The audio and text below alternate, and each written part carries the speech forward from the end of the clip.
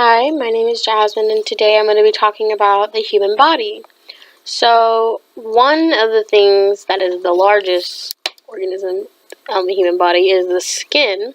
The skin is one of the largest organs in the body. It consists of 3 layers, the epidermis and the dermis, as well as the hypodermis.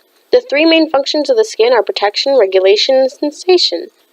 The epidermis's main function is to provide a waterproof barrier and creates our skin tone. The dermis gives skin its flexibility and strength. It also contains nerve endings, sweat glands, and oil glands, as well as hair follicles and blood vessels. The hypodermis is beneath the dermis. It is used mainly for fat storage. It functions as insulation and padding for the body. Adipose tissue, also known as fat, is a loose connective tissue composed of adipocytes. Its main role is to store energy in the form of fat. It also cushions and insulates the body. The next thing is the muscle. The main function of the muscular system is movement. Muscles are the only tissue in the body that has the ability to contract. It also maintains the posture and the human body.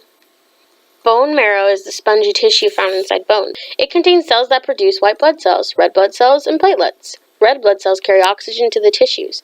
Platelets, or thrombocytes, help prevent bleeding and aid in clotting of blood. White blood cells protect the body against moth infection diseases and foreign invaders. Another thing, the brain is made of 3 main parts: the forebrain, the midbrain, and the hindbrain. The forebrain consists of the cerebrum, thalamus, and the hypothalamus. The midbrain consists of the tectum and the tegmentum.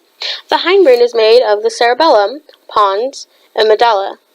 The forebrain is responsible for motor control, relaying sensory information, and controlling autonomic functions. The midbrain is important in motor movement, particularly the movements of the eye and in auditory and visual processing. The hindbrain controls essential functions that are outside of our conscious control, such as breathing and blood flow.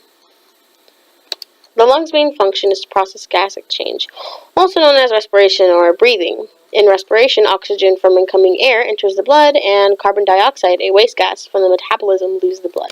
The heart, which is also known as the cardiovascular system, consists of the heart, blood vessels, and blood. The 3 main functions is to transport nutrients, oxygen, and hormones to cells throughout the body and removes metabolic waste. The main function of the heart is to pump blood around the body. Blood carries nutrients and waste products and is vital to life. One of the essential nutrients found in blood is oxygen. Primary functions of the liver are bile production and excretion of bilirubin, cholesterol, hormones, and drugs, metabolism of fats, proteins, and carbohydrates, enzyme activation, storage of glycerin, vitamins and minerals, and synthesis of plasma proteins, such as albumin, and clotting factors. But the main job that it has is to filter the blood coming from the digestive tract before passing it to the rest of the body. The pancreas is an organ located in the abdomen. It plays as an essential role in converting the food we eat into fuel for our body cells. The pancreas has 2 main functions: its exocrine function that helps digestion, and its endocrine function that regulates blood sugar.